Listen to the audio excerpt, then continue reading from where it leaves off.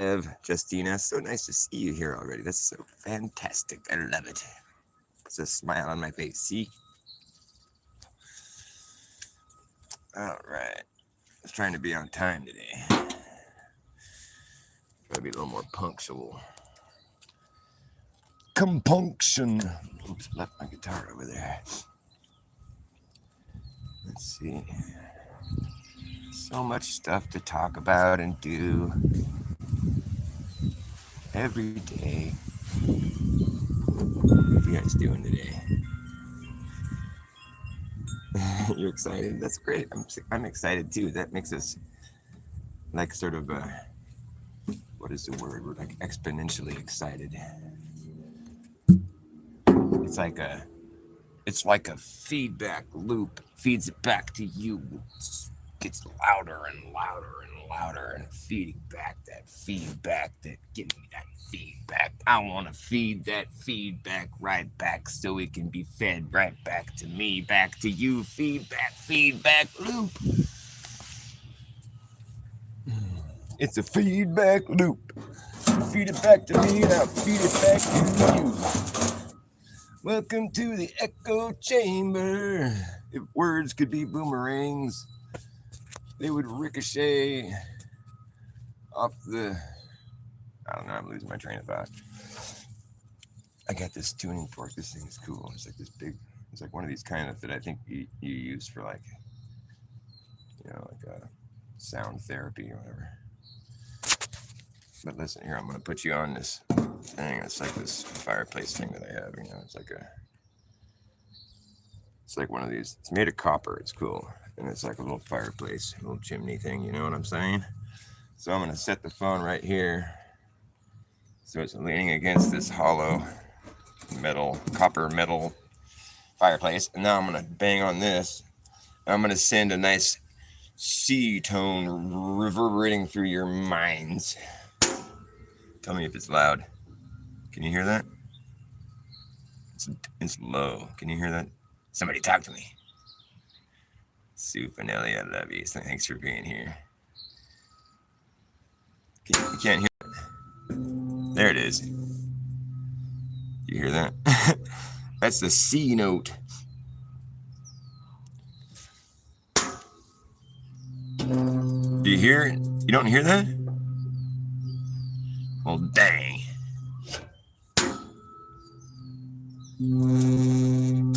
There you go. That's a C note. But you can't see the note, you gotta listen.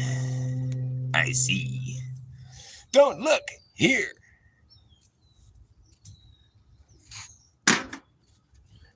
Don't look here. All right, Dean is here too. Dean HD, Dean in high definition. Hot damn. You guys like talking about flat Earth? I'm gonna start calling it obvious Earth.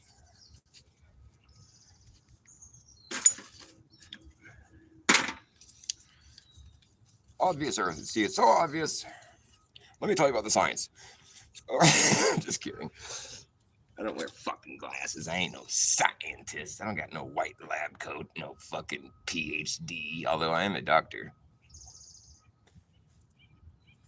Self-proclaimed reverse psychologist. You can't go to college for this. You have to like forge your own way, as I did on YouTube. I forged my way as the one and only reverse shrink, which means that I make you grow, actually. You grow mentally and potentially.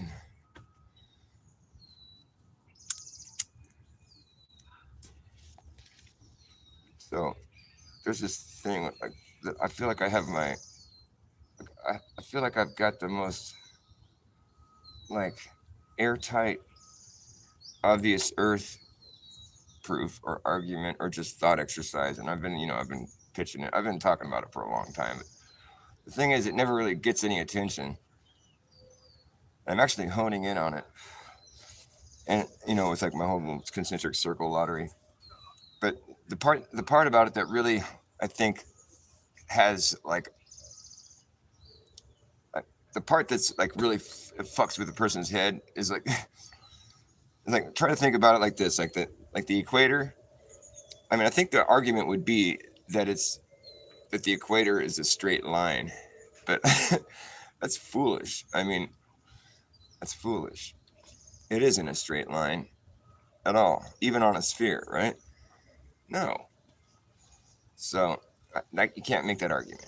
If you start with a circle, you end with a circle. It's just right. I mean, how could you? You know what I mean? All right. So, but here's what I'm saying: is like the equator is a circle around the North Pole, the North Hemisphere, the Southern Hemisphere. What is the equator circling? You know what I'm saying? Is it circling the Southern Hemisphere or is it circling the Northern Hemisphere? Because those are two different places. I mean, whether or not you want to call them spheres, that's up to you. But like, they're two different locations: the northern area and the southern area, right? So there's this circle called the equator, right? Is it circling the northern area or the southern area? What's inside that circle of the equator? Because it's a circle, right? It has to be. Even on a sphere, it would be a circle. Okay, so what's it circling? Well, it's circling both. Does that make any sense? Nope. But that's when you would own the whole world, I guess, huh? So that could be like, so like this story that I've been telling is like, the kid won the concentric circle lottery, and I want to illustrate the book where it's like, I never show an image of the globe, maybe until the very end. But like, I think I might not show any images of the globe throughout the whole book, and I'm just gonna show pictures of like the kid and his team drawing the circles, like because at first it's just him drawing the circles, by himself, and realizing, well, if I keep drawing these circles, they keep getting bigger, and I own what's ever in the circle. So this could be potentially like I want to be king, like I just have to keep drawing these circles, and so he's by himself at first for the first few years, takes a while, you know. Maybe there should be some rule about where like you just have to step outside the circle that you just made and then draw another one. You can't step outside the circle and then walk 10 miles and then draw another one. You have to just, it's a slow process here. So it's like, because that would, I want to try to like make this book sort of logic, as much as it's like a fantasy or like a, fiction. It's like I want to make it seem, I want to make it, I want it to have some sort of logical flow through it where it's like it makes sense. It's like, oh yeah, that's what I would do. If those are the rules, okay, yeah. So you just step outside and you keep making bigger circles. It's gonna take a long fucking time. You know, maybe the rabbit at the beginning will make the first circle. Oh yeah, that's it. So the rabbit makes the first circle. He's like, okay, you own this circle. After I jump inside of this circle and disappear into my rabbit hole, that's your property now. And every circle you draw around it is your property. So it's like the rabbit jumps into the rabbit hole in the middle of the circle, disappears. And fucking kid, with the rules being like, you have to step outside of the circle into the land that you don't own and then draw another one. You can't step outside of the circle and walk for like, for days and then make another circle. No, you have to just keep making them one circle at a time. You step outside of it, just like 1 foot away from it. That's how this has to be done. That way you get the impression, you get the concentric circles, and it just, it makes sense. And it makes sense why it would take so long too, because I want the book to take the over the course of this kid's life. He's an old man at the end, and like so he's making the circles by himself at first, and he, eventually one of his circles runs into like a, like some building or a gas station or someone's house, and that's when he realizes like this shit's real, because like, there's like this thing that happens where it's like he acquires a property and he gets the deed, and the people that own the place are just like, yeah, this is what the deal is. Everyone has to partake in this. It's like this worldwide thing. So he's realizing, wow, I really do own the stuff that's in these circles, because now he's collecting rent from people and stuff, So he's getting some money now, and it's like, and he just keeps making these circles, and his friends are like, "Holy shit, you know, this kid's for real." We thought he was just tripping at first, but well, no, he's fucking rolling right now. Like, hey man, you got a job? You want us to make the circles for you while you kick back with all your money? And, you know, light bulb goes over his head. Oh, I can start hiring people. I can pay their salary, whatever. They can make the circles for me. You know, and so there's never a rule against that. He didn't say I couldn't have people working for me. So then he's got people making the circles. He has more free time to just, enjoy all his riches. And so it's like the circles keep getting bigger, circles keep getting bigger. Time passes. I mean, he's got like a whole fucking. I know you guys have heard this shit so many times, but I'm like trying to refine this story, and I need some feedback. You guys just don't even like my story. I can tell you hate it. But so it's like the circles keep getting bigger, and he's got like this whole fucking team. Like it's like there's a whole economy just within this dude's lottery that he won. Like he's got the team of people that have to go around and take care of all the paperwork with exchange of property, and where they like have to forfeit their ownership to this kid that circled their stuff. And then and then there's also another team that has to deal with the political shit, like where there's like countries that he's like swallowing, and they have to forfeit their government to his ownership. So it's like oceans. There's like oceans that he's inheriting. And with his circles, he's just covering so much expanse. There's a water team, there's a land team, there's a mountain team, there's a desert team. All these people he has to hire, and because they specialize in those areas. Because the water is difficult, but it's like they figure out ways to do it. It's like they're circling around the last circle that they just made. It's a pretty simple formula, but the bigger the circles get, the more territory you're covering it with all different regions, from water to desert to like Mount Everest or whatever. It's like he's circling, just making bigger. He's expanding. The incredible expanding Andy. There once was a boy named Andrew. He drew a circle and drew another one. Circle and drew another circle, and it's the incredible expanding Andy. Yay! I'm gonna own everything, he says, and it's just like this kid's book, right? And so it's just like after a while, it's not a kid's book. It's like an adult book. He's got all these. He's a grown up now. He's like a older grown up and middle aged grown up. And he's got all these people working for him, busy making these circles. Am I making sense? Is this story cool? You guys hate my story. So that's when like. So you pretty much like as a person reading this book, you're like, oh, I see what's happening. He's just like going to own everything. That's cool. Wow, lucky kid. Wow, great. I would do that too. And then so once you become like pretty familiar with what's happening here in this book, it's like I set the stage, and people are just like, okay, this is what we're doing. He's got a whole team, whole economy functioning. He's just swallowing up countries and oceans, and and then so after you get sort of comfortable with the idea about what's happening here in this book, all of a sudden he gets some bad news, or just some weird news. It doesn't make any sense, but it's like, his team gets back to him and like, hey man, we just finished the circle. Okay, cool. It's just like routine. Like they tell him all the new stuff that he acquired and everything. It's like always gaining. But this time he's like, there's something weird going on, man.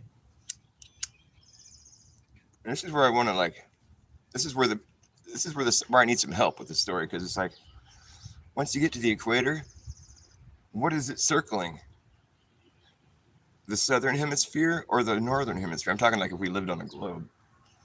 Like technically, what is it circling? Like, would he just own the whole world at that point? All of a sudden, you own the whole world. No, well, you do only own what's in the circle. But I guess if you were working out from, say, if you started in the northern hemisphere or northern region, whatever you want to call it, but if the book is supposed to be teaching the kids about the globe. That's why I think I can sneak this into the curriculum, because the book is basically supposed to tell you what a joke the globe is, but like it doesn't do that. It doesn't say that in so many words. It's just like after you read the book, you're like, wow, that's what would happen if we lived on a globe. Well, that's ridiculous. So that's where I run into like a little bit of an issue here with this book, is that like the equator technically circles the whole world. You know what I mean? So it's like if you only own what's inside the circle, well then I need to get Leafy arranged. Leafy's cool, right? Leafy. I like Leafy. I like Leafy. My name's Forrest. I have leaves in my name. We have something in common, Leafy. So sorry, I'm a dork. You're just gonna have to get used to that, Mr. Leafy. So the equator being like just the next biggest circle, you know, at the point where you start in the northern region, you know, and so I guess they wouldn't even. That's where it gets confusing for this book. I mean, because living on a globe is a joke, but so once you get to the equator, you know, it's like they just measure out a 24,000 mile circumference. You know, it's bigger than the one they measured before that, and they're like, okay, we just, you know, they're just looking inside that from the perspective of having started in the northern. So I think it makes sense that it's circling the northern. We'll just say that it does for the sake of this book because the next circle they make is we made a smaller circle, sir. We get back to expanding Andy, and he's like, we got some weird news. We just finished a circle, but it's a smaller measurement than last year's circle. But we didn't do anything different. We stepped outside the circle that you own and made the new circle. And but here, you might want to sit down here because it's some fucked up shit right now. I don't know how to tell you this. Like basically, like, can you go over the rules again? Like what was this whole thing? Concentric circle? Like what is the gist of it? And the kid's like, you know, he's a grown man now. He's like, well, you only own what's in the circle, is what the rabbit told me. Whatever's inside the circle is what you own. Okay, well, you no longer own any of the things that you think you own because this circle is going around a whole different area. The one that we just finished encircles a whole different area. And it was an area that you haven't even touched. So you have to forfeit everything that you own. You just suddenly lose ownership of all this stuff that you thought you owned. And now you own a whole other enormous fucking circle somewhere else. And it's like, what? And I won't explain in the book why that's happening, you know, but it's like, you know, because the book just shows illustrations of people, you know, like walking like boots on the ground, making these circles, you know. You never get like any impression that they're going around the side of a planet, you know. I mean, maybe if you're like clever enough and you can sort of see where I'm going with this, you might picture that in your mind. But the thing is, I'm not gonna, you know, make that evident. I'm trying to make flat earthers here is what I'm trying to do. But I'm just doing it via a book that teaches you about how you live on a globe, you know, and how ridiculous it is. So it's like you don't own any of the stuff you thought you owned anymore because this circle is going around a whole different. Does that make sense? You know what I mean? Because the equator technically is circling the northern and the southern, which it's kind of hard to wrap your mind around, right? It's hard to wrap around your mind what that which wraps around your mind. Right? So this thing, you know, but for the sake of the book, I'm just going to say that he owns a whole northern area because that's just too confusing. I don't want him to just inherit the whole world at that point because then I can't really make the point of which is like this, is that like how in the fuck are the circles going to start to get smaller? Doesn't make sense. Okay, because they're just measuring circles on the ground, you know. It's like, how are you going to step outside the circle you just made? It's a simple formula, right? You just step outside the circle, make a new one.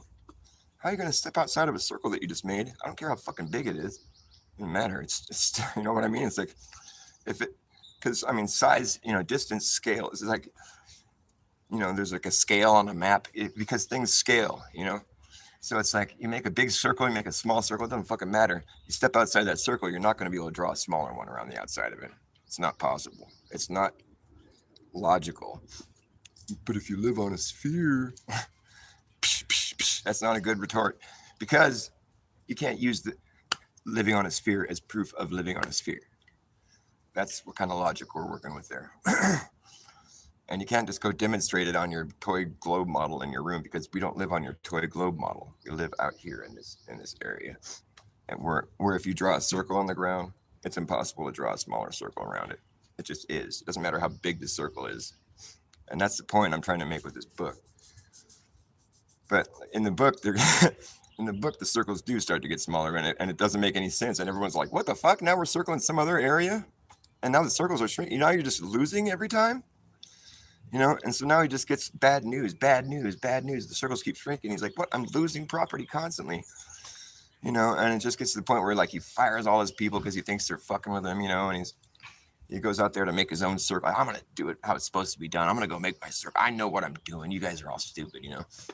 And he goes out and measures it out, and he loses more, and he realizes this, but he's just like he's at this point he's just kind of insane because it doesn't make sense what's happening to him. It's like I don't understand. I've been expanding. How could I be shrinking? It doesn't make sense. He's losing it. So he goes crazy, and he keeps doing these circles and they keep shrinking until he's just back down in some other completely different place with just a little circle, and he's just standing in this circle owning nothing except for this one little circle. And he's just crying like I lost everything.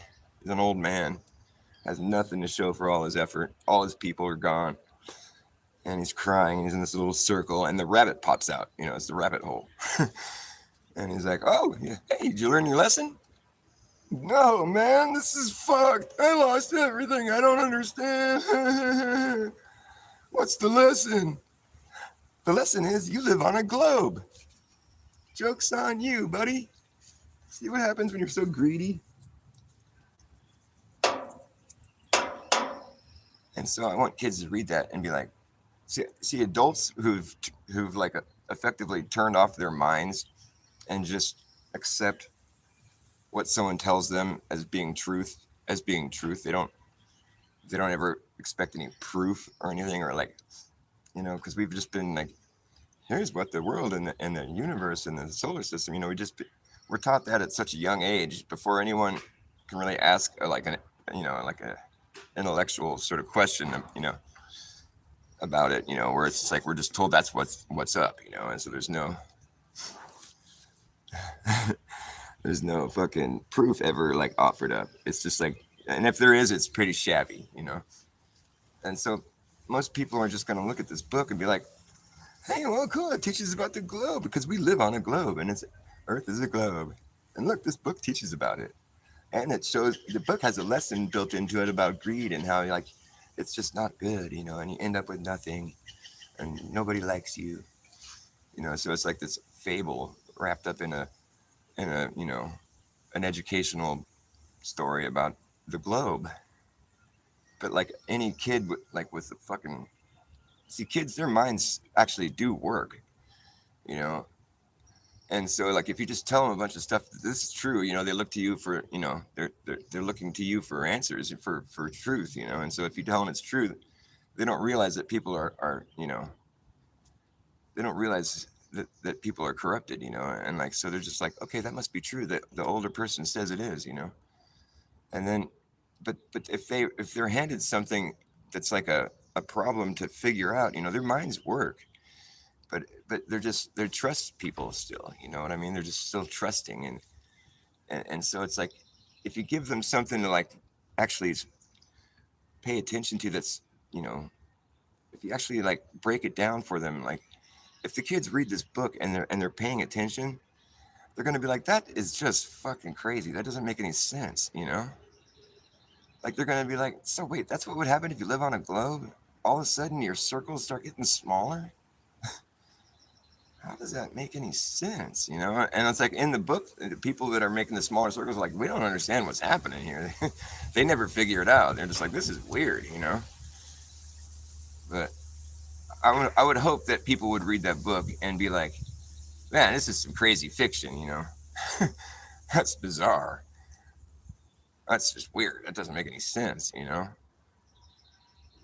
And then later when they tell you, oh, the Earth is a globe, you'd be like, okay, whatever. You really think you could draw a smaller circle around the outside of one, huh? Well, that's interesting. I don't think that's something that's ever been done, actually. I can't draw that well. I do. I should have my kid draw. He's pretty good at drawing. But like, I've tried to explain my perspective on this to Globers, and of course the only response they have is like, of course the circles start getting smaller. You must not understand spheres. I mean, they really come at me with that. Of course they start getting smaller. You don't know what a sphere is, apparently. Well, you just think you debunked spheres. I'm like, dude, do you not, like, there's some disconnect here, or are you guys just not genuine people? Like, But the problem is, I'll pitch it to people that aren't globers, but they're just people like my dad who thinks we live on a globe, but they don't go online and argue for it. And still, it's like that's people are so fucking thoroughly like brainwashed that they think that that's what's going to happen. You're going to start getting smaller circles. Like if you start drawing circles on the ground, you're eventually going to start drawing smaller ones. Because I remember telling this to my dad. I was all excited, thinking like, man, I just proved the Earth is flat. And like this thought experiment is pretty much all you need, because it doesn't make sense. It doesn't check out logically. You're not going to be able to pull it off. It's not something you would be able to demonstrate in real life. But yet, everybody I've told it to that thinks we live on a globe that basically is just like a flat Earth. How? Come on, give me a break. You know, I'll be like, well, no, well, check this out. Let me show you my perspective. And it's like they'll be like, well, they would have to start getting smaller, right? I'm like, yeah, exactly. You're right. They would. But how in the fuck is that going to look in real life? All of a sudden, you're circling a whole different area? Come on, man. Well, it's going to be weird, I know, but it's like, we live on a globe. It's exhausting, man. It's just exhausting and annoying. It's like, it's not flat Earth anymore. It's obvious Earth. Like, it's obvious Earth. Objective reality Earth. Like, if you fucking haven't noticed, the ground isn't moving. If that hasn't occurred to you yet, people, I know all of you people have noticed that, but I'm talking like obvious Earth, like, and if you haven't noticed, like, you can go anywhere on Earth, and you're never really like, you don't ever have to worry about the motion of the Earth or the curvature of the Earth. That's never a concern, ever. That's not anything that anyone's ever had to worry about, ever. And so that's kind of interesting, isn't it? That's kind of obvious, isn't it? Like nobody's ever had to worry about the motion of the Earth or the curvature of the Earth. That's never been a concern at fucking all. Nobody ever had to count for nothing on that note at all. I mean, think about some of the major things where it's like, there's like fucking a plane landing on a moving Earth. Like they don't ever have to worry about that because the Earth isn't moving. Oh no, the blah blah blah. The whole atmosphere is moving with the Earth in tandem. So, and how does that? You're like, well, wouldn't the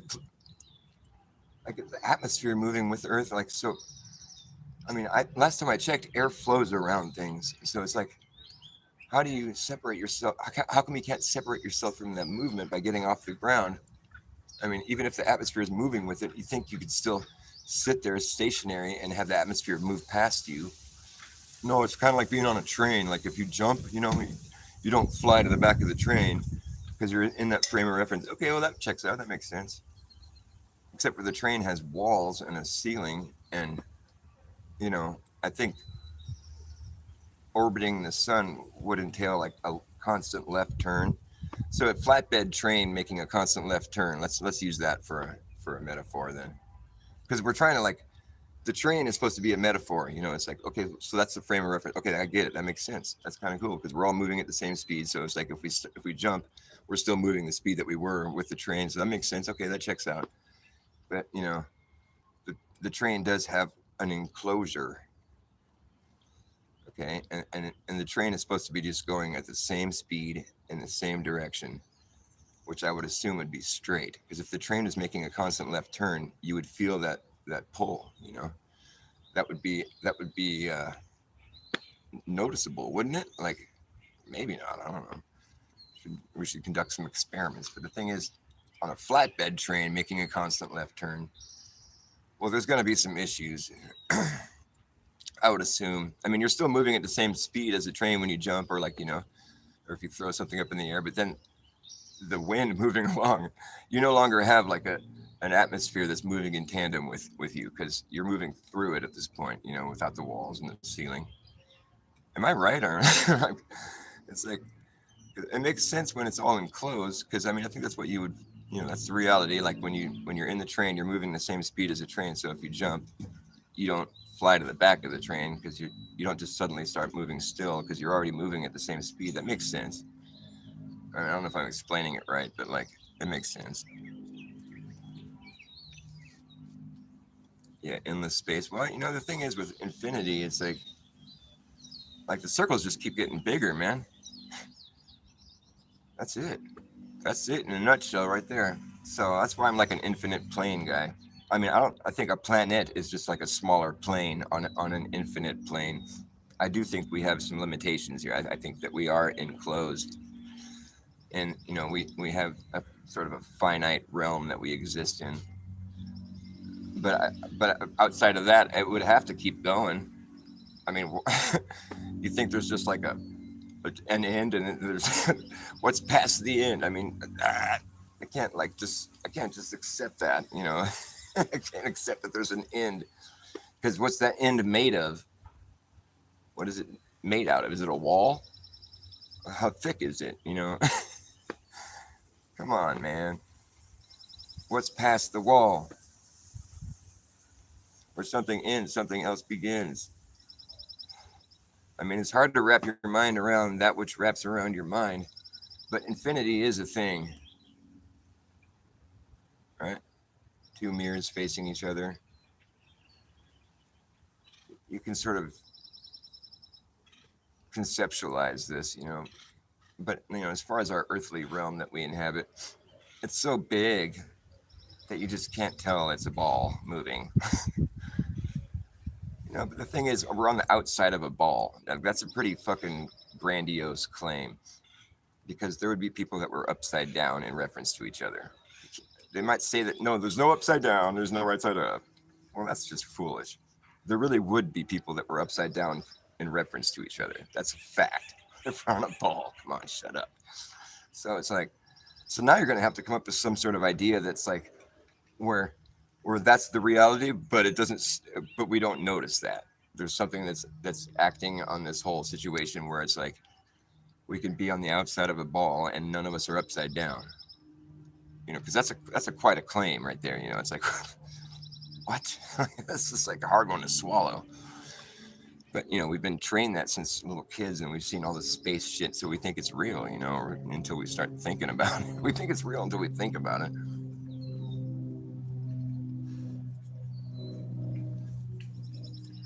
But I mean, indoctrination is powerful. We're taught what to think, not how to think. We're not taught to question the things that we're handed.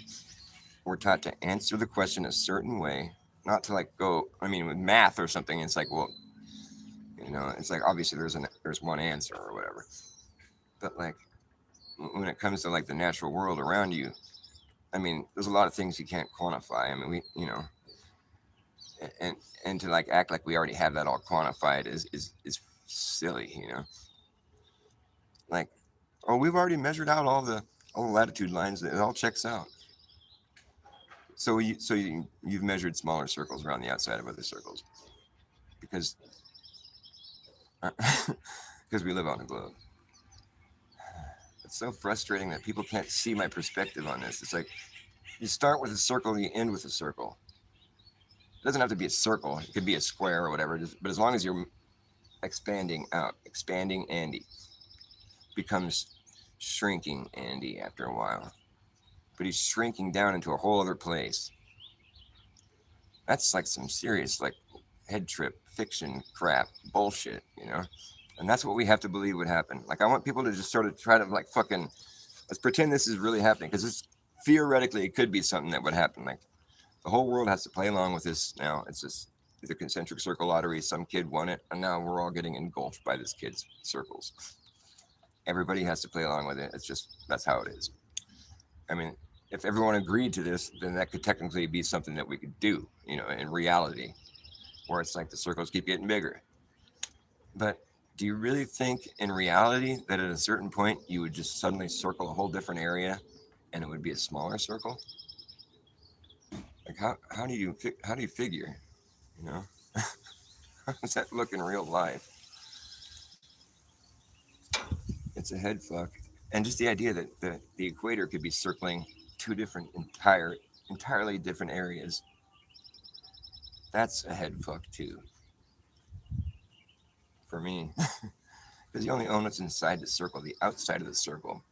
Like, you know what I mean? It's like, well, the circles start getting smaller, but all that space that was inside the circle before they started getting smaller is still there, but we're just working it with negative space now. It's like, no, because the circle is circling a different area now.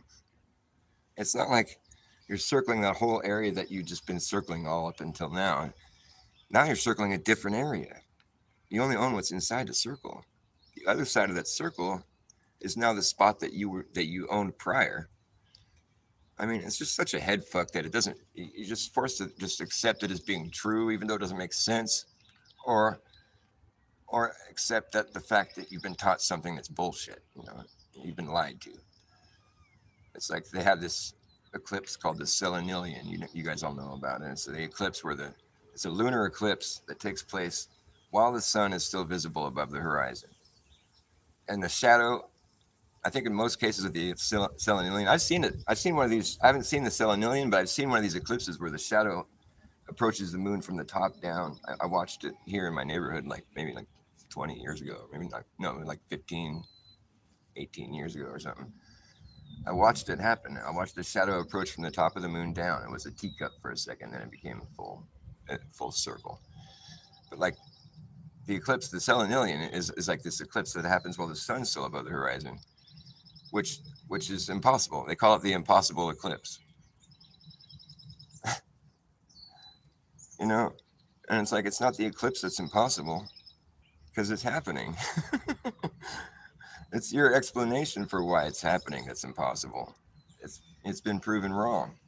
Oh well, it turns out that since we know our explanation is true, that there must be something happening here. Like, turns out our explanation for the impossible eclipse is that even though you're looking at the moon being eclipsed and you're looking at the sun still above the horizon, those two things that you're looking at aren't really there.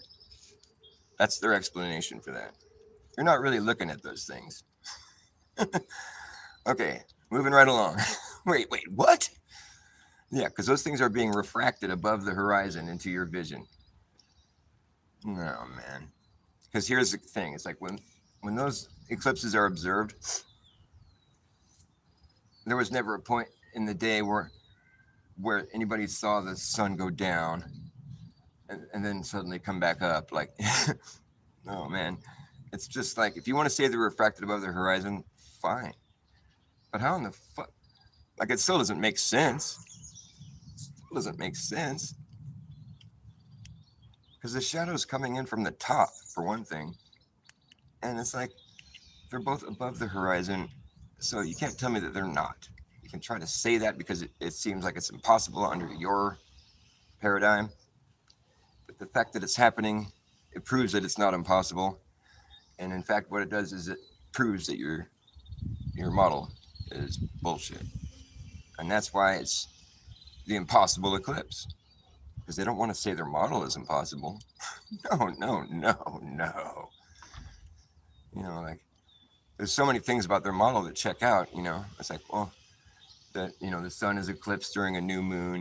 That makes sense because you can't see the new moon, so that would make sense.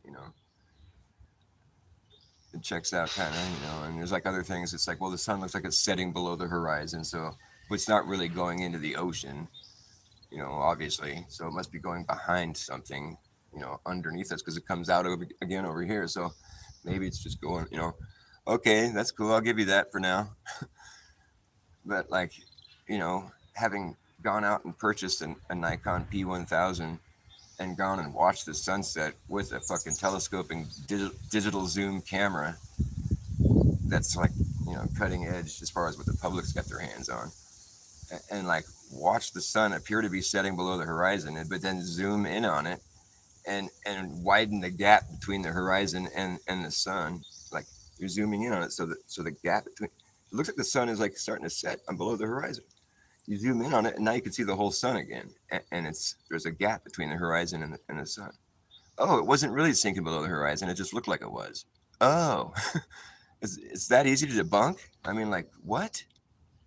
Oh no, it just hadn't really sunk below it yet, but it just looked like it was. This whole thing about it being unfalsifiable. It's like that's what pseudoscience is. If you can't prove it wrong, if all the things that look like it's proving it wrong aren't really proving it wrong because there's some new explanation we come up with as to why that's happening, or we just say it's impossible and just kind of move on to the next thing. That's called pseudoscience. I mean, that's obvious, right? Right. I'm not saying there's no such thing as refraction. They use real life things usually as like as a crutch, or whatever, to prop it up again. But they have to because it's like you can't. I mean, they got so much mileage out of gravity. It's like that's their one thing that they completely just fabricated. It's just this made up idea that's like impossible to prove, but it's essential. It's the glue that holds the whole thing together. And so they have to defend that shit tooth and nail.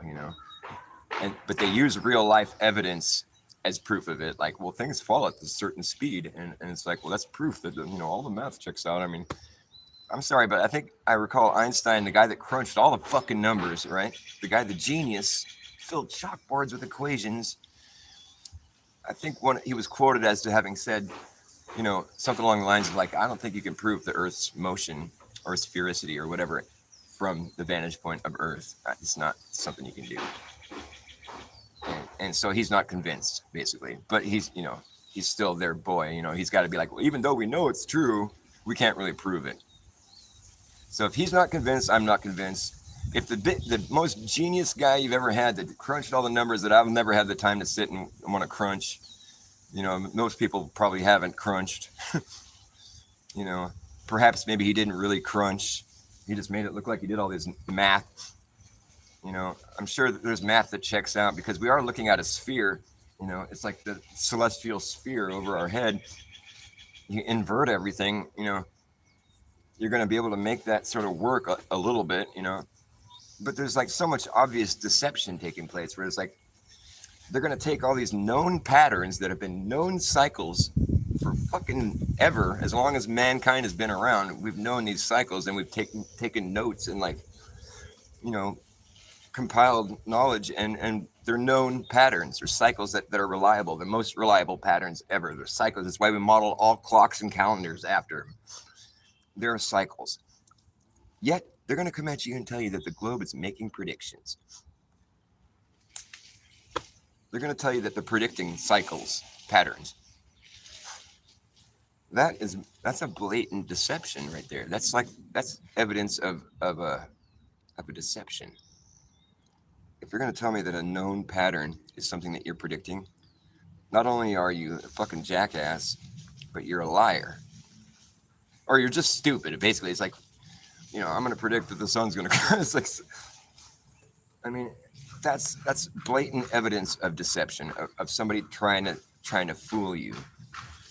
Oh, we predicted this with our globe model.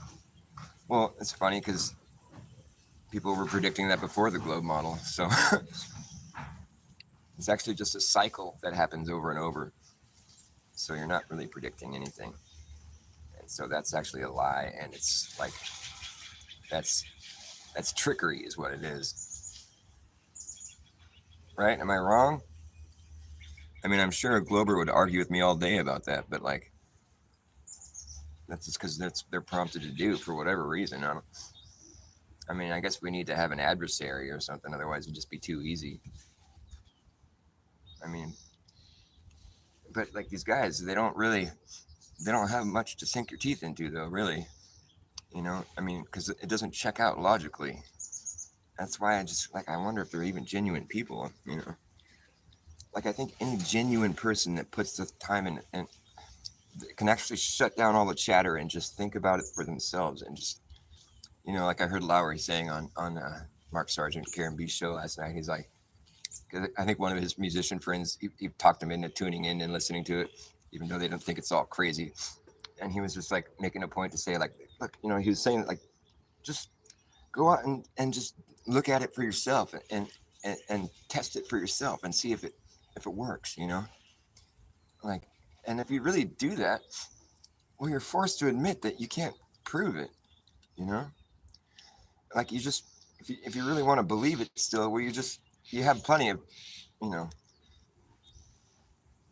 crappy fucking evidence to lean on. You could use all the space explore, all the fucking textbooks full of fucking information, Einstein's, number crunching, relativity, and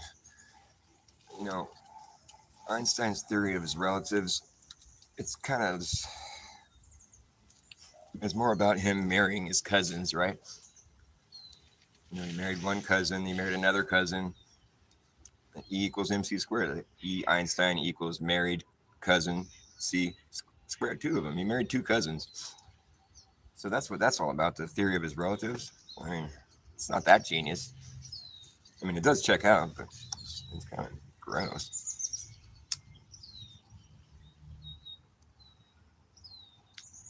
I'm just kidding. I don't know if he married two. He did marry one though. Might be just E equals MC1.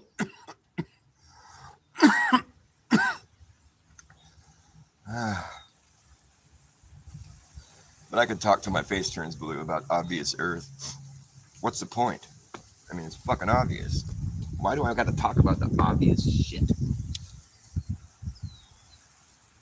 You can't prove the Earth is flat and stationary. I don't need to. I mean, it's like you don't have to prove your objective reality. I mean, but it's pretty easy to do. It proves itself. You don't have to. I don't have to be the one that's responsible for proving it. It's just there it is. It's so funny to have like people seeing things completely differently in the same place. Because both of those models can't. Both of those realities can't be simultaneously existing, yet they do in people's minds. In people's minds. When I say, like, can you draw a smaller circle on the ground around the outside of another circle? I'm not asking you to go into your mind and picture a ball Earth and then draw circles on it in your mind. No, I'm talking about like in real life on the ground. Not in your mind, not on your toy globe model. In real life. And if you really have to be honest with yourself and me and everybody in the world, you'll have to admit that you can't draw a smaller circle around the outside of another circle. It's just not going to happen ever, ever, ever, ever. Because all that space that you circled before is going to be there still. It's not going to shrink. It's not going to go away. You can't draw a smaller circle around all that space. Sorry. It doesn't check out, dude. Globe debunked. I'm sorry, it's that easy. It's just a simple thought experiment and it's debunked. An outward expanding perimeter is only going to grow, fool. I mean, come on. You thought it wasn't? I mean, that's just dumb, dude. This is dumb. You don't just keep acquiring, and then start losing, and have nothing in the end. You only own what's inside the circle. Well, ain't that a bitch? You live on a globe. Joke's on you.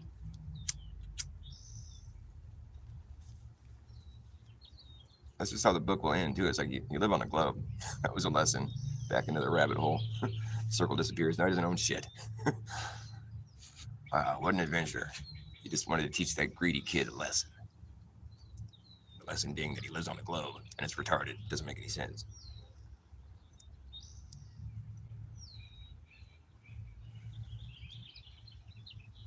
It's kind of funny that the fable about greed would also be the fable that sort of debunks the globe. I don't think that's a coincidence. I think there's something to that. It is all a big joke, though. And it's funny. It's a funny joke.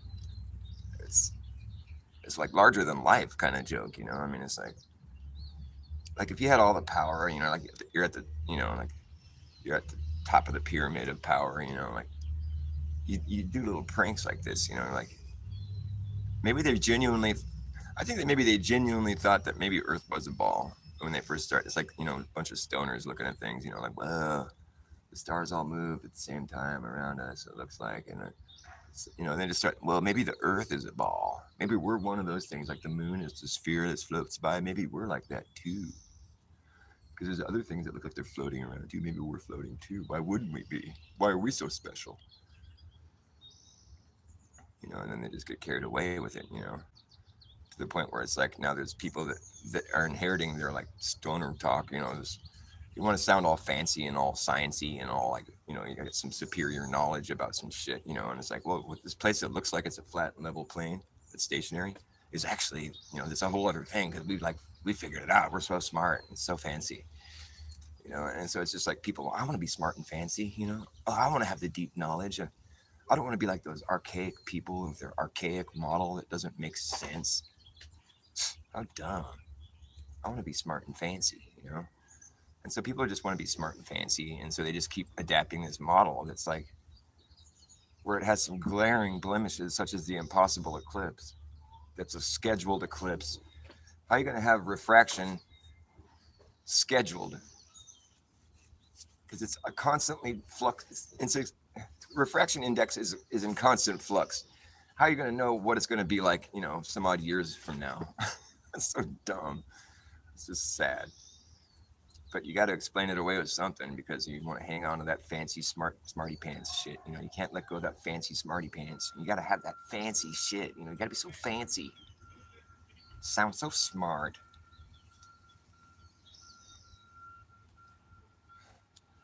And it's just that's what the big joke is that it's like that we're being looked at as a joke.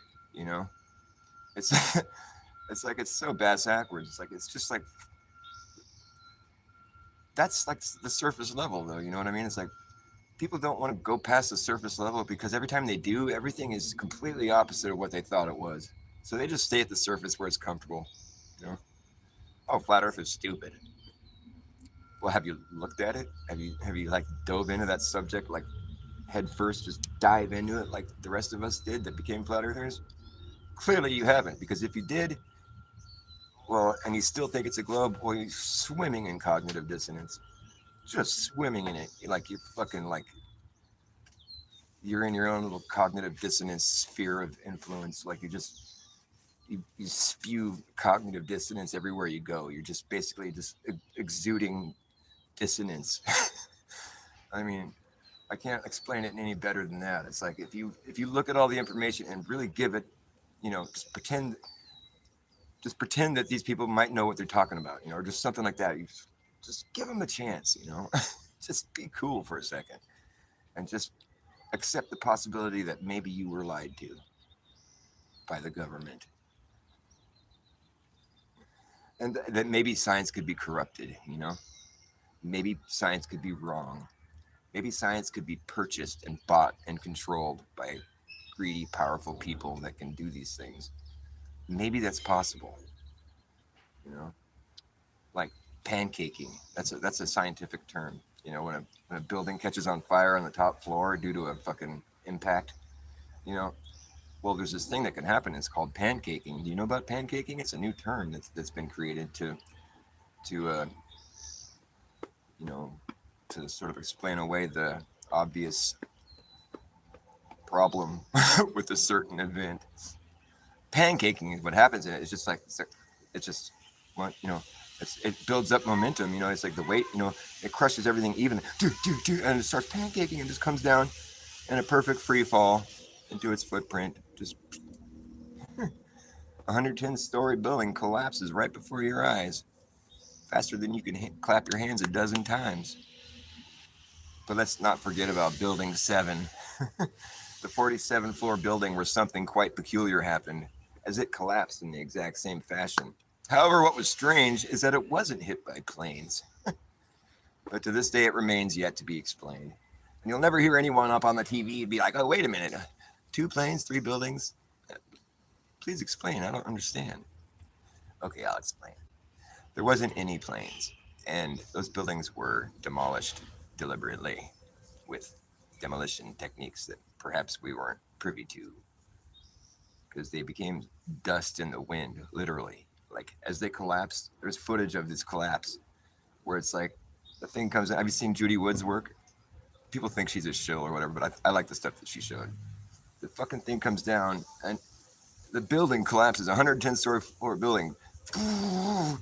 And it's like blowing, you see the dust blowing around, and then within seconds, you're seeing blue sky where there was a building minutes ago, seconds ago. It's like, what? And her whole thing with the spire, it's like after the thing collapsed, I think it's Building 7, there's a video of it collapsing, and there's like this metal spire. It was like part of the structure, the steel structure that held up the building. It's still kind of remains there. After the building falls down, there's this thing sticking up, and it's like obviously it was like a sturgid like piece of the building at one point. It's this piece of metal. The building got collapsed, and there's this piece of metal still there, and it's like she's like, pay attention to this piece of metal, and you're looking at it, and it just sort of like fades into dust and falls. It's so fucking weird. When I saw that, I'm like, oh boy. Like, if people don't know about that, I mean, you haven't gone deep enough into the subject, because that's some whack shit right there. Turns to dust. Yeah, it's a piece of metal. Obviously, it was part of the building that was still there after the building collapsed, and then it just sort of dust in the wind all of a sudden, just kind of like, whoosh, there it goes. What? And then you get the impression, well, that's what happened to pretty much most of the building. Turned to dust. They got a magnifying glass the size of Texas somewhere up there in the sky, and they point at that shit and it just fucking cooks it right quick.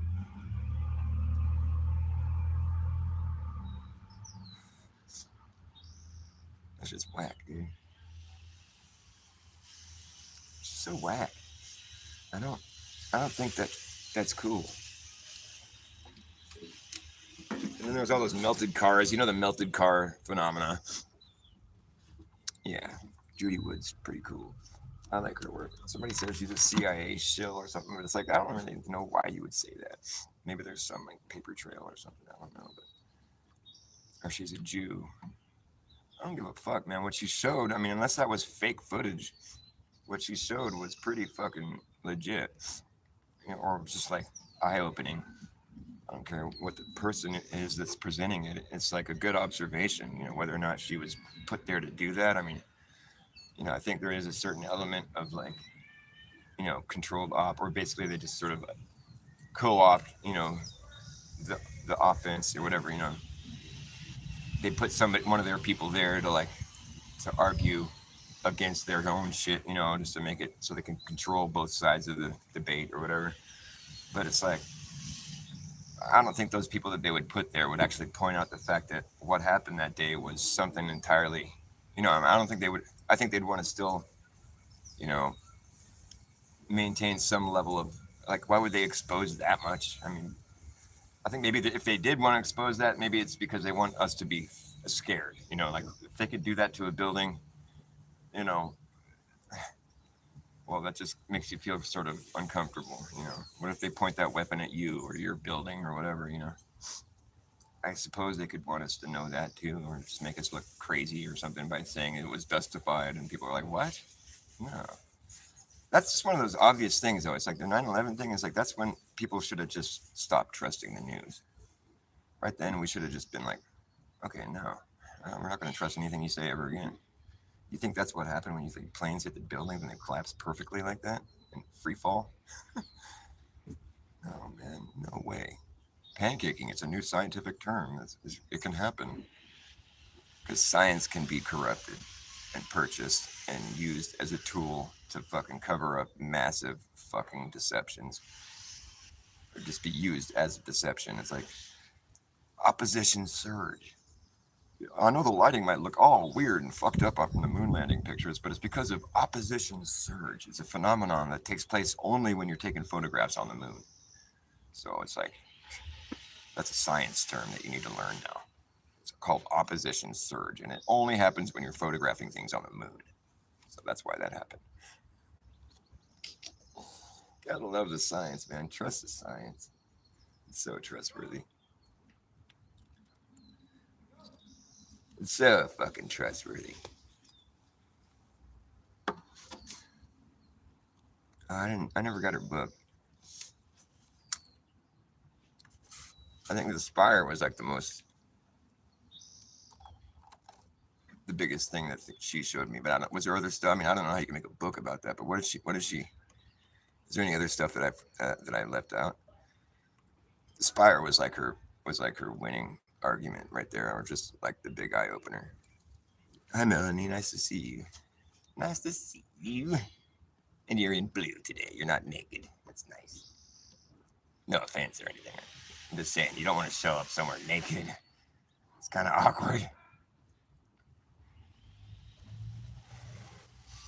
I hate it, man. There's certain channels I've been following for fucking years, for like going on like fucking, close to 10 years, and I'm still not a moderator. I'm like, don't you recognize me yet, man?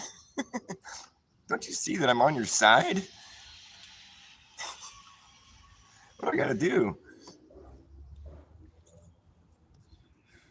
Some of the channels, actually, I was a moderator on, but then I lost my channel and had to start all over from scratch. Like, I was so proud of being a moderator on Glowbusters or Karen B. I was like, I was so stoked. I'm so stoked. In the cool crowd. And then I lost my channel. I'm like, oh, I'm back to being naked again. Oh, so embarrassing. I'm just a nobody.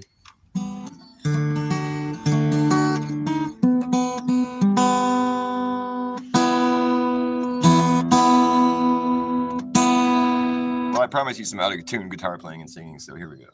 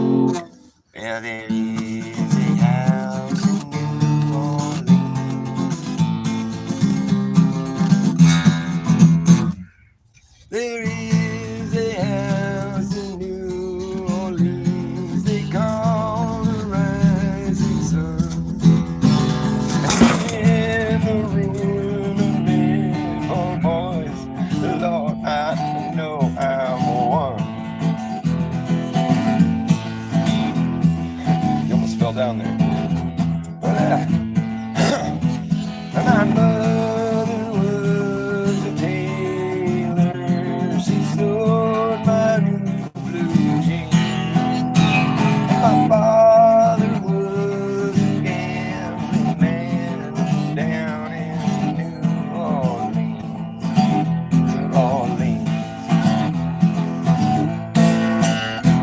Another trumpet solo.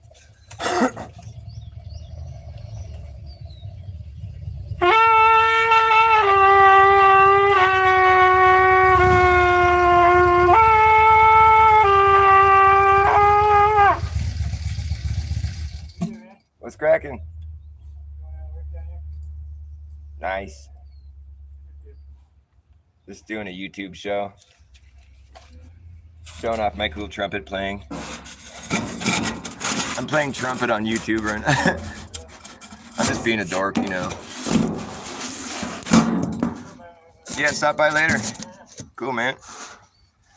Nice bike.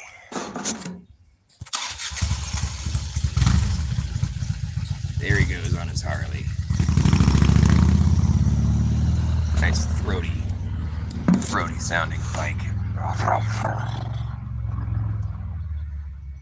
Well, the only thing a gambler needs is a suitcase and a trunk.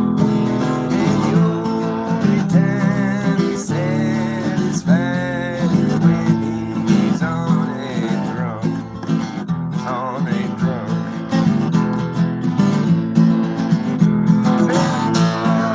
Tell your children not to do what I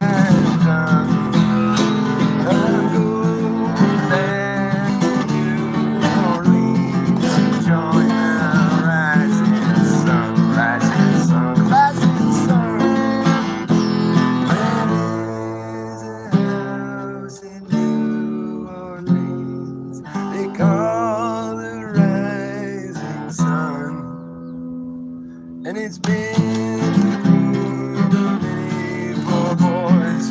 Lord, I know I won.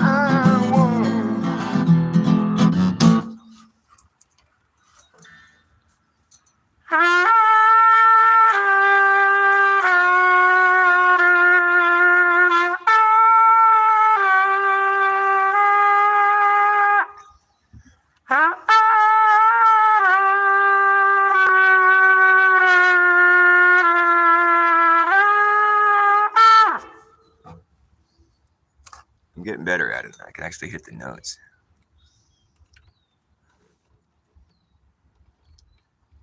Karen B's cool, yeah. Fuck yeah. Stationary pizza is cool too. Where's that? I thought I saw stationary pizza. Oh, I guess I was tripping. But stationary pizza is cool. Saddle Bum's cool too. Seriously, I did see stationary pizza, yes. And stationary pizza is very cool. You're all very cool. Captain Crunch. Glow Blag. Oh, yeah? Do I still have my glow bag? I thought I lost my glow blag video. You saw that? Oh, maybe it's still on this channel then, the glow blag video. That's great. I was going to make another one because I thought I lost it with my channel. Because I put some, I guess I backed it up on this channel. That's cool. Did you see it on this channel? Must have. I'm like, man, I took the high-speed jet down to Australia. I just got here the other day. I'm like upside down in the video. You go faster than the speed of gravity, man. It's fucked up. You get down here and you're like upside down for a while until you like, get acclimated to your global position, Like you don't want that glow blag, man. Hashtag glow blag. It's the best globe proof out there, really. Too bad it's a joke. You're going to need a joke proof for a joke model. Hashtag glow blag. Don't want to get that glow blag. You think jet lag is bad? Whoa, try that glow blag. You're faster than the speed of gravity. It's not a good thing, man. Try laying up to go to sleep. And just try that, man. It's not fun. Try driving upside down, man. It's not cool.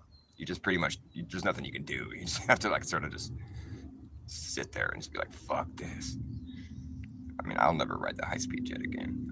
That was enough for me. One time, one experience with globe lag, and I'm like, fuck, okay, I get it. We live on a globe, okay? I'm not going to ever do that again. Wow. Can't believe I ever questioned that.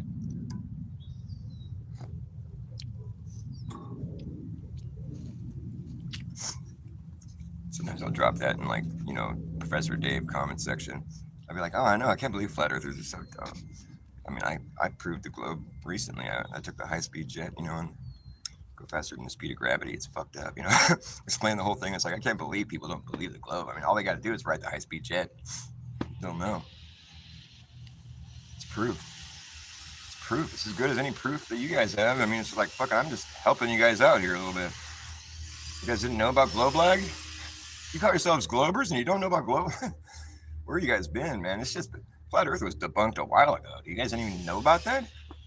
You guys are crazy, stupid fucking globers, man. Stupid globers. You don't even know the one globe proof. It's like airtight. It's totally airtight. You can't, there's no other way to explain that. Well, other than the fact that I'm full of shit and I'm making it all up. It's a joke. But, so is your globe. It's the same thing as your globe. I'm going with the flow here. I'm just kind of like speaking in like, terms. Like, oh, that's how we operate, huh? Okay, well, I can do that. I can make up shit too. I'll make up a proof right now. I'll make up a proof. And it'll be a proof because that's how we prove things. We make up shit. And it sounds good. And so we just say that's proof. Mm-hmm. I thought I was pretty clever. See, I never I was like, this is going to go viral. I get like 10 views. Nobody likes me. Thanks for watching it, Justina. You're the best. I swear, you really are.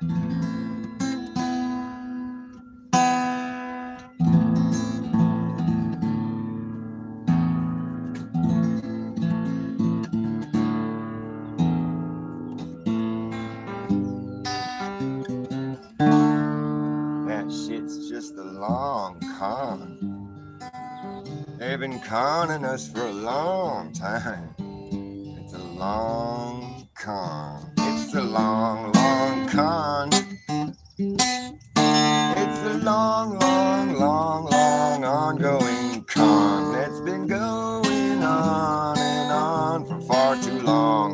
conning you senseless.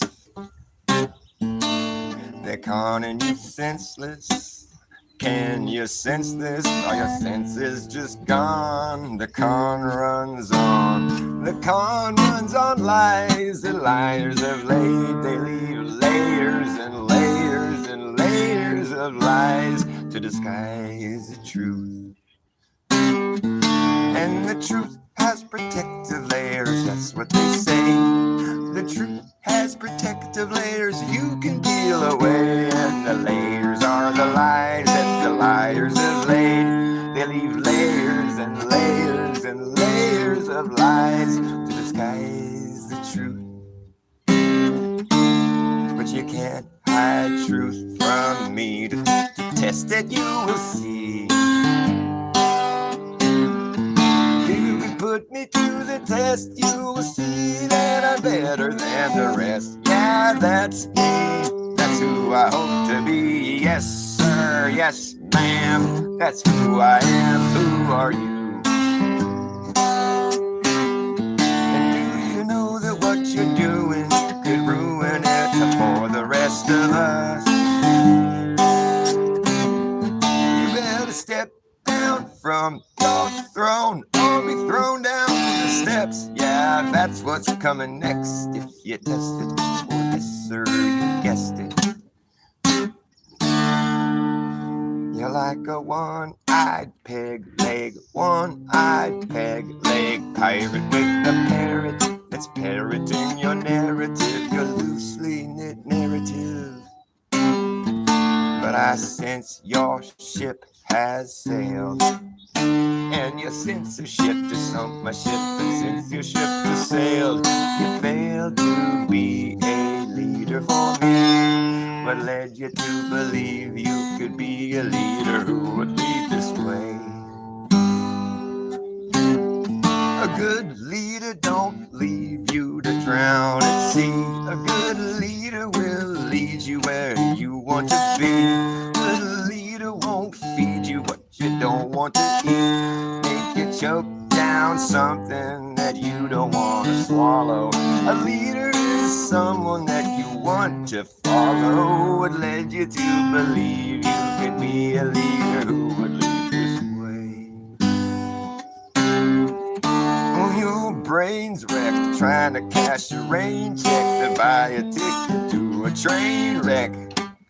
You better get your brain checked. I expect more from you. And you can put me to the test. You will see that I'm better than the best. Yeah, that's me, obviously. Yes, sir, yes, ma'am, that's who I am. Who are you? Do you know that what you do is fucking wrong? And it's the long, long, ongoing con that's been going on and on. It's the long, long con, the long, long, ongoing con that's been going on and on. It's the long, long con. It's the long, long, ongoing con that's been going on and on.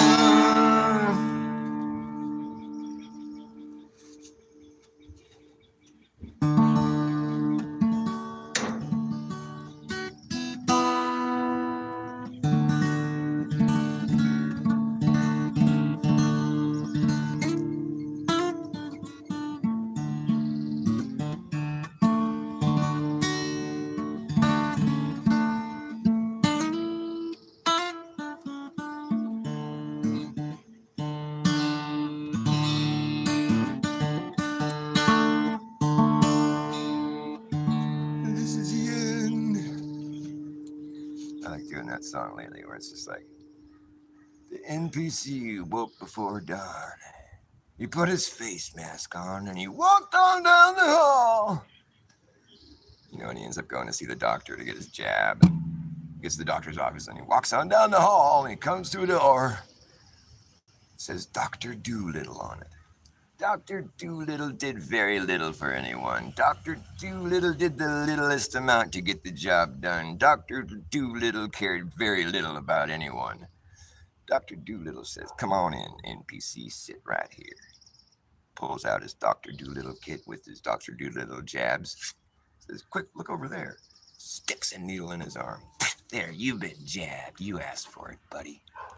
NPC collapses on the floor, dead. Dr. Doolittle was so baffled. He's just baffled. I'm baffled. "Quick, get this guy out of here. I got more jabs to give. I'm baffled." But if you say he died of COVID, we'll get a lot of money. Dr. Doolittle made a lot of money for what he'd done. Dr. Doolittle did very little for anyone. This is the end. My only friend, the end. Of all elaborate plans, the end. Of everything that stands, the end. No safety, no surprise, the end. I'll never look into your eyes again. Wish I would have been so limitless and free, desperately ending from strangers' hands. Desperate land, waiting for that summer rain. This is it. The West is the best. The West is the best. Come get your COVID test. Get out here and we'll do the rest. The blue bloods are calling us. The blue bloods calling us. The NPC awoke before dawn. He put a couple dozen face masks on. He drove in his car by himself to the doctor. People driving in their car with their face masks on. That's like a sign of the times. I'm gonna go lay up. Yeah.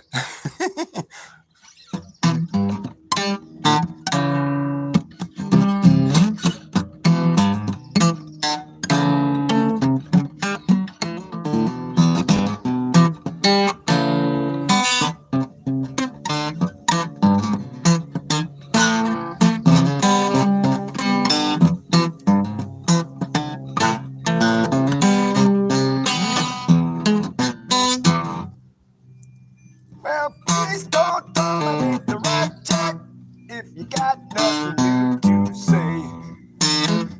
If you please go right up the track, this train's got the run today. I spent a little time on the mountain, spent some time on the hill. I saw things I don't understand, but I think in time we will.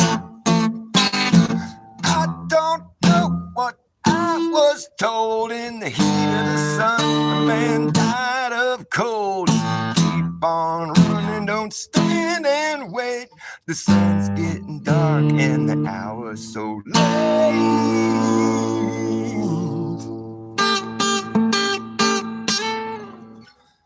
Who can deny, who can deny? It's not just a change in style.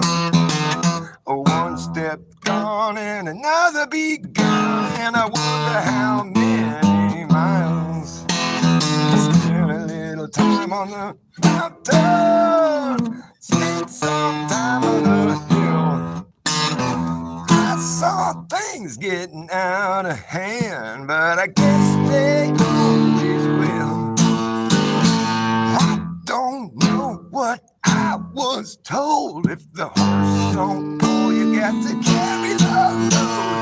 I don't know whose back's that strong. Maybe find out before too long.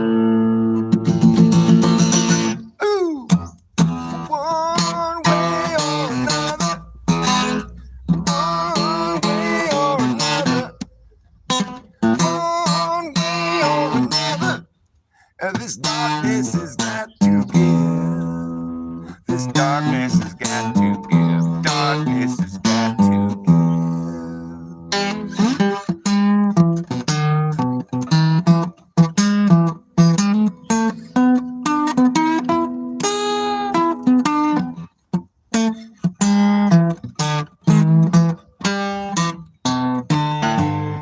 Well, you can't overlook the light jack of any other highway to ride.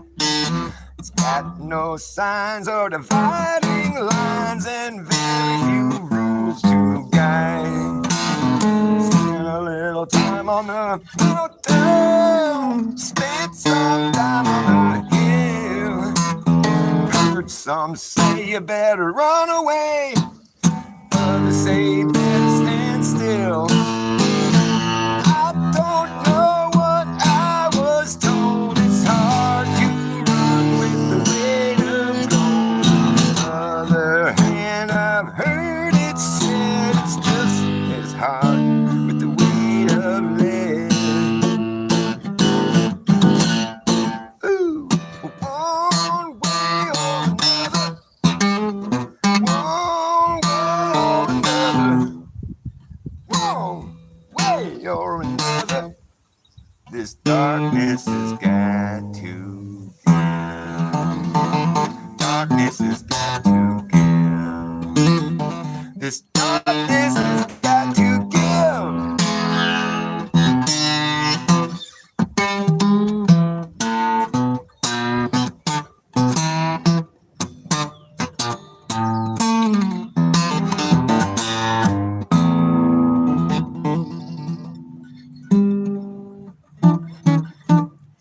There's a lot of fake ass weird shit these days, you know? There's a lot of fake ass weird shit these days. Everywhere you look, it seems. There's a lot of fake ass weird shit these days. Do you know what I mean? If you wanna fake it to make it, you can fake it to make it. If you fake it to make it, your success is fucking fake. Off the cuff, a rough talk of intelligence. Off the cuff, rough talk of intelligence. Nothing, not too much relevance. Real developments, peculiar elements, telepathic pelicans and elephants. There's a lot of fake ass weird shit these days. There's a lot of fake ass weird shit coming down the pike. There's a lot of fake ass weird shit these days. Everywhere you look, it seems. Ooh, there's a lot of fake ass weird shit these days. Do you know what I mean? If you wanna fake it to make it, you can fake it to make it. You gotta fake it to make it. Your success is fake. Off the cuff, rough talk of intelligence. Off the cuff, rough talk of intelligence. Stuff up, not too much relevance. Developments, peculiar elements, telepathic pelicans and elephants. We're all in this together, telepathically. We're all in this together, telepathically. And I can tell a pathological liar from a mile away these days. I said I could tell a pathological liar from a mile away these days.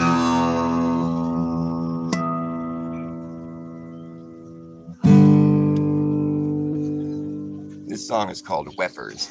Weffers! Welcome to the meeting of the unelected leaders of the world as you know it today. These dirtbags really have a lot of nothing to say. Well, they think they're pretty clever, but I've never been enlightened whatsoever by a word they say. And I can tell a pathological lie from a mile away. They got young global looters, snipers and shooters, computers that can do your job, led by an old geezer with a mouthful of marbles named Klaus Schwab. And they want to take it all and leave us with nothing and tell us how to feel about it too. I don't think I ever seen a more greedy bunch of motherfucking Jews.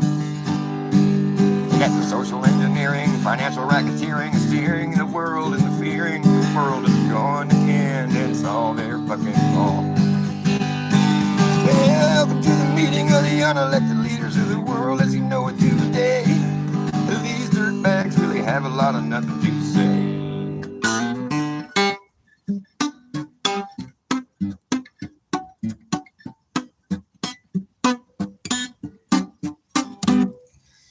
All right, I need to refresh my coffee. My phone's ringing. Someone's calling me. That's weird. Nobody ever calls me. Stop calling me. I'm busy. Go away. Who are you? All right, I'm gonna go take a little break from the hot sun. I'm getting cooked. I still have that problem with my ears popping. It's so fucking annoying.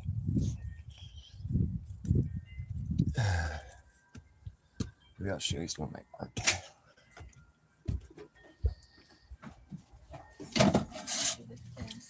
Hey, baby. There's a lot of my art on my walls in here. I'll paint on pieces of Lexan, which is like plexiglass, but it's flexible. It doesn't break. I'll paint on the back side of it, so the art's on the front. You look at the art on the front. So I paint backwards. I'm backwards. It's fun, and you get really cool looking stuff, and it's flexible. All this stuff is plastic. It's like rubber almost. It's like clear when you start, you know. I have a lot of it that I've done on plastic, rubber, I guess. It's all over the place. I have way more than this. I have just like piles of it. There's some canvas right there that I painted on. I get pretty psychedelic. I use spray paint and I cut my own stencils. Yeah, this is what I end up with. It's fun. And there's a lot of it around here, but it's sort of tucked away here and there. This here is one of these. For a while, the stuff that I paint on, this like plexiglass is Lexan. It became a real hot item because everyone was putting these barriers during COVID. You know, this is one of those pieces that they were selling as one of those barriers to put up at your cash register or whatever, because it's clear when I first get it. You know, I paint on the back side of it, so I'm painting in reverse. But whatever I paint first is going to be in the foreground, and I work my way out. You know, and it comes with protective plastic on it on both sides, so I can cut shapes in the plastic and peel it off and then paint, and then I can cut another shape and I don't paint over what I just did, because it's, you know what I mean. I'm painting in reverse. That's why they call me Dr.Bas backwards. I do everything backwards. Here's a big one right here. I think it's big. I like this one. But I just have piles of it, you know. It's just everywhere you look. Everywhere you look, it seems. My ears are popping. It's so annoying. It makes it hard to do this. There's our cactus garden that I showed you the other day. It's looking really cool.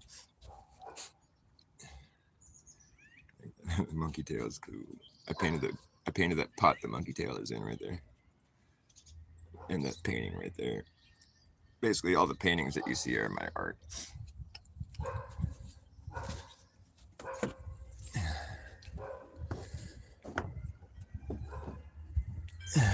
It's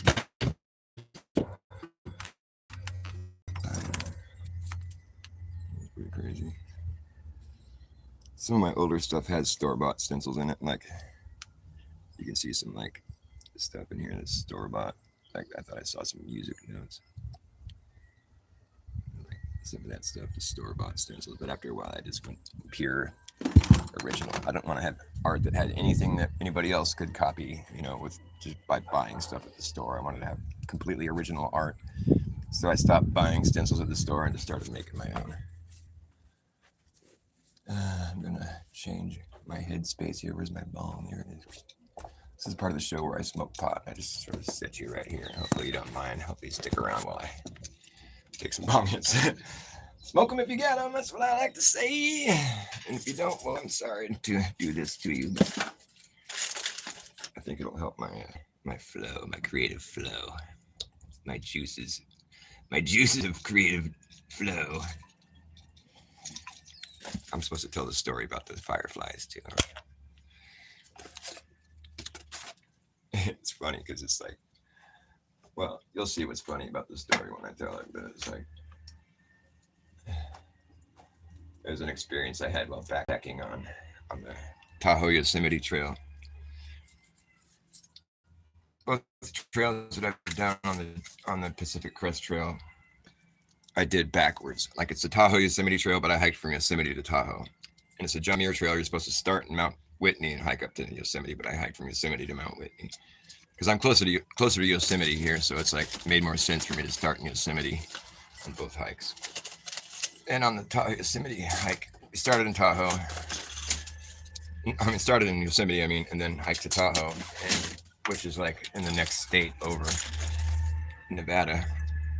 It borders California too, but so anyways, we're about a week's hike into this hike, and this is the first long backpacking trip I'd ever been on, so it was quite an eye-opening experience. And we had planned on taking mushrooms when we got to Paiute Mountain. It's like, because it was going to be a full moon, and it was just supposed to be a cool spot, and it was. And we took mushrooms, and we got really high, and some crazy shit happened. For one thing, we made a fire, and made a little campground next to this. It was like maybe about like a few hundred yards up the hill from this little lake that we found. And we made a fire, had dinner, drank some mushroom tea. There's 3 of us on this hike. And then we climbed up this rock that was by our campground after the fire went out, and went up and watched the sunset down this fucking canyon. It was just like the most incredible thing I ever seen. And we were watching the clouds just do all this crazy shit, I was seeing all kinds of messages and stuff, and I was seeing some crazy shit. There's no way to really explain it. I was seeing full on like, animations and shit, really fucking high. And and we were like, we should probably get down from here before it gets dark because we don't have flashlights. And so, my ears are bugging me. So we start making our way back down off this rock, and my friend Gary's a little bit further ahead of us, and we're getting down. Okay, one thing before we got off the rock, we found this fucking wall of quartz crystal because it's all granite out there. I never seen anything like this. It was crazy. It was these big fucking crystals. It was a whole face of this rock up on top of the rock that we were sitting at. We just stumbled in there. We're like, what the fuck are these big ass fucking quartz crystals? Just huge ones. Like, fucking shit you not. A whole wall of them. It was insane. I never seen anything like that before or since. We just happened to stumble into it. Oh, my ears are driving me crazy. And there was a whole pile of them on the ground where they broke off. We're so far out there, I couldn't bring. I brought some small pieces, but like, it doesn't do it justice. The stuff that was still attached to the wall were just like these big, like the size of your head, huge crystals. It was so cool. And I swear I wasn't just high, hallucinating. It was really there. So we're getting down off this rock, and at this point, the sun had pretty much set. It was starting to get dark. But we were almost off the rock. We were going to be able to make it down fine. And my friend Gary was kind of squatting up ahead of us. My buddy Brian were walking up. We're like, what are you doing, Gary? You look like he was looking at something. Because we're still up on this rock. We could see the lake down there below us where we had camped above, And he's looking at the lake. He's like, there's fireflies down there. I'm like, what? So, shit, I'm looking at fireflies. We're like, no, you're just high, dude. There's no fireflies on the West Coast. Well, I'm looking at him. So we climb down there and we sit where he's sitting. And sure enough, looking down on the lake down there, you can see it's kind of dark, but you can still see, it's not pitch black or anything. It's like the sun had just gone down a little while ago. and you could see these little fireflies buzzing around down by the lake. It's it's like maybe the lake was probably far enough where you could have thrown a rock all the way into it if you threw really hard, and it was a good distance away. But it wasn't that far away. We're looking down the lake, and we could see the little fireflies buzzing around down there, kind of like a little cluster, like buzzing around little fireflies. We're like, what the fuck? That's crazy.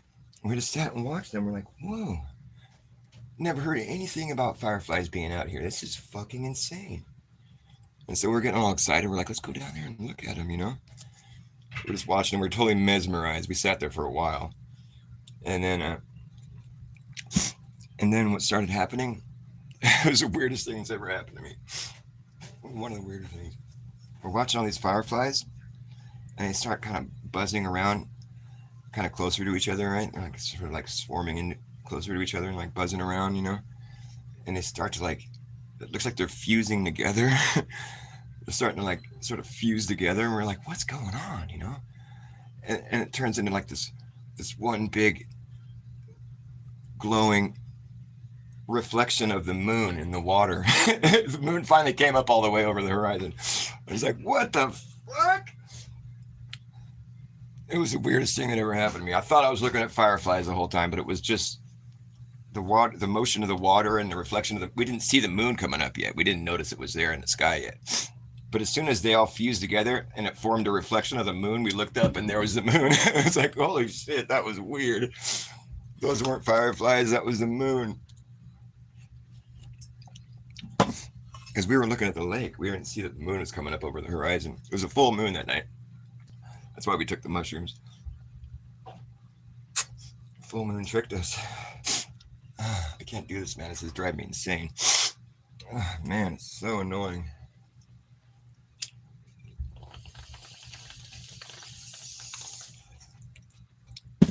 I might have to end my show because I can't stand hearing my voice booming in my head like this. It's so fucking annoying. I know it doesn't sound like that to you, but for me, it sucks.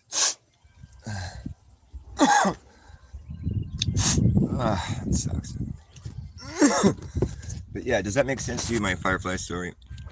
I don't know if I told it good enough, but like we genuinely thought we were looking at fireflies. Connected. I have Wi-Fi. Why is it? Oh, there we go. Anyways, I guess I'm gonna go because my ears are bugging me, and looks like you guys are all bailing out anyways. All right, I love you. Thanks for being here. I'm here every day, so don't be shy. Don't be a stranger in my echo chamber.